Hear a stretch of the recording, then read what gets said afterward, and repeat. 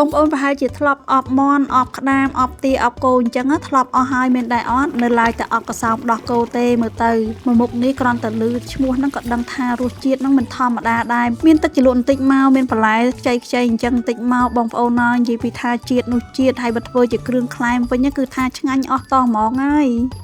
កសោមដោះគោបងប្អូនអបជាមួយនឹងកម្ពុជាកូឡាដែលមានរូបរាងប្រណិតថ្មីស្រឡាងហើយបងប្អូនសម័យរសជាតិគ្រាន់តែនឹកឃើញក៏ដឹងថាឆ្ងាញ់ប៉ុណ្ណាដែរមែនដែរអត់កម្ពុជាកូឡាបងប្អូនមិនត្រឹមតែយកទៅចម្អិនមុខម្ហូបបានជាច្រើនមុខទេថែមទាំងមានរសជាតិឆ្ងាញ់ទៀតផងតែអញ្ចឹងកុំឲ្យចាំយូរយើងទៅចម្អិនជាមួយនឹងខ្ញុំទាំងអស់គ្នាហើយសម្រាប់គ្រឿងផ្សំទាំងអស់នេះបងប្អូនអាចរកទិញបាននៅផ្សារជីបម៉ុង Supermarketឥឡូវយើងចាប់ផ្ដើមរៀបគ្រឿងមកបងប្អូនគ្រឿងយើងមានខ្ទឹមសខ្ទឹមក្រហមហើយស្លឹកក្រូចសិតជាគ្រឿងកាត់ឆ្អាបរបស់ខ្មែរយើងហ្នឹងហើយយើងថែមគល់ស្លឹកគ្រៃបន្តិចមកគល់ស្លឹកគ្រៃបងប្អូនចង់ដំក៏បានចង់កាត់វិញក៏បានដែរតាមការចូលចិត្តរួចហើយថែមម្ទេស2 3ចំណិតទៀតមកបងប្អូនខ្ទឹមបារាំងនេះក៏ជួយក្លិនណាបងប្អូនធ្វើឲ្យសាច់របស់យើងមានរសជាតិផ្អែមឆ្ងាញ់អញ្ចឹងបងប្អូនដាក់1មើមមករួចហើយក្នុងនោះខ្ញុំថែមម្ទេស2 3គ្រាប់ដែរសម្រាប់គ្រឿងមានតែប៉ុណ្្នឹងឯងបងប្អូនផ្នែកសាច់របស់យើងប្រើកសោមដោះគោហើយបងប្អូនធ្លាប់អាំងញ៉ាំជាមួយទឹកប្រហុកអីគឺថាក៏មានរសជាតិឆ្ងាញ់ដែរឥឡូវនេះខ្ញុំយកមកអបជាមួយកម្ពុជាកូឡាបែបនេះគឺរសជាតិកាន់តែឆ្ងាញ់ថែមទៀតមុននឹងយើងយកមកអបបងប្អូនស្ងោរឲ្យផុយតិចសិនបើសិនជាយើងអត់ស្ងោរទេយើងជាទៅអាចនឹងធ្វើឲ្យហូរទឹកដោះអីចឹងណាងាយស្រួលនៅក្នុងការចម្អិនផងវាឆាប់ឆ្អិនណាបងប្អូនអញ្ចឹងហើយយើងជាតែខ្លាញ់ខាងក្រៅចោលតិចមក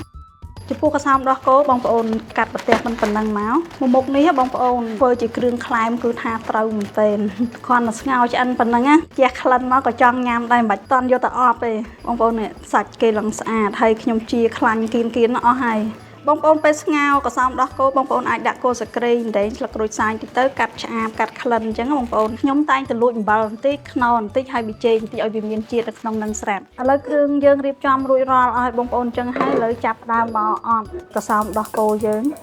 មុខនេះងាយស្រួលទេបងប្អូនគ្រាន់តែរៀងយូរនៅពេលយើងស្ងោរកសោមដោះគោបន្តិចហើយមួយទៀតកសោមដោះគោរៀងថ្លៃយើងដាក់ប្រេងចូលតិចមកបងប្អូនរីងគ្រឿងឲ្យឡើងក្លិនឈ្ងុយតិចសិនមកចាំយើងដាក់កសោមដោះយើងចូលគ្រឿងយើងឡើងក្លិនឈ្ងុយបន្តិចទេបងប្អូនអញ្ចឹងហើយឥឡូវនេះយើងចាប់ដើមដាក់កសោមដោះយើងចូលមក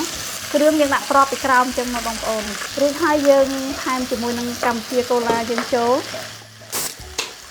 កម្ពុជាកូឡានេះបងប្អូនជួយបង្កើតពេលវេលាចងចាំដ៏រីករាយគ្រប់ពេលដែលបងប្អូនជួបជុំជាមួយនឹងក្រុមគ្រួសារមិត្តភ័ក្តិនិងមនុស្សជាទីស្រឡាញ់មិនថាបងប្អូនញ៉ាំជាមួយនឹងទឹកកកពេលថ្ងៃមេឃក្តៅទេបងប្អូនយកមកធ្វើជាមុខម្ហូបក៏មានរសជាតិកាន់តែឆ្ងាញ់ដែរ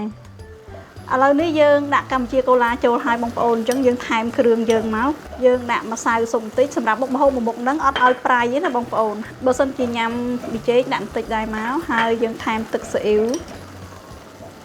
ប្រេងខ្យងបន្តិចមកបងប្អូន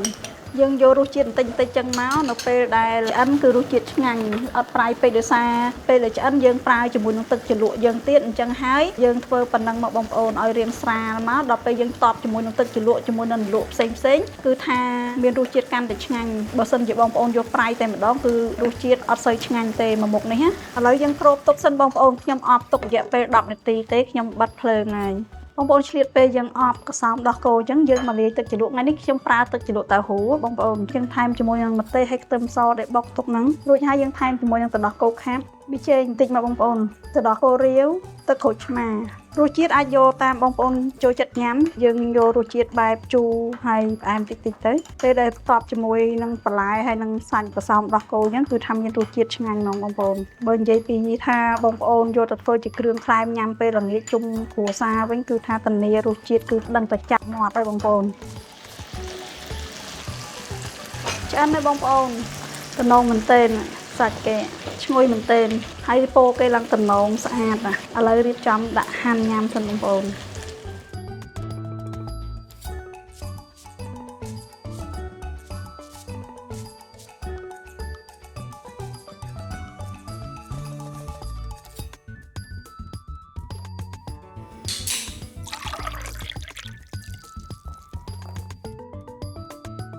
រួចរាល់បងប្អូនកសោមដោះគោអបជាមួយនឹងកម្ពុជាកូឡាតំណងមែនទែនបងប្អូនមើលសាច់គេឡើងតំណងខ្លាំងណាស់